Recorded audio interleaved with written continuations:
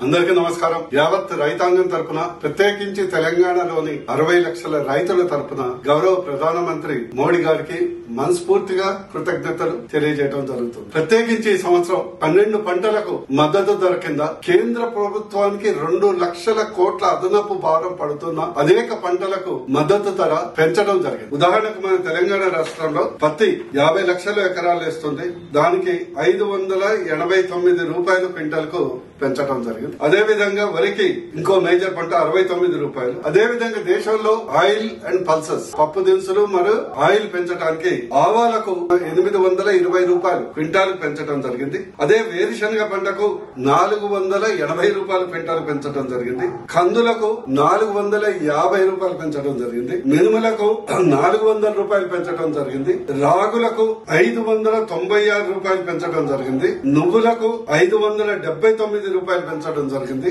Soybean కు 496 రూపాయలు quintal కు ఇట్లా పెంచడం జరిగింది. నా విజ్ఞప్తి రైతులందరికీ ఏదైతే అత్యధికంగా గిట్టుబాటు అయ్యే పప్పు దినుసులు మరియు ఆయిల్ సీడ్స్ కి ఏదైతే ఉందో ప్రాధాన్యత ఇవ్వండి. వరికి కూడా పెంచడం జరిగింది, పత్తి కూడా పెంచడం జరిగింది. మరోసారి మనందరం గౌరవ ప్రధాని మోడీ గారికి మనస్ఫూర్తిగా ధన్యవాదాలు తెలియజేద్దాం.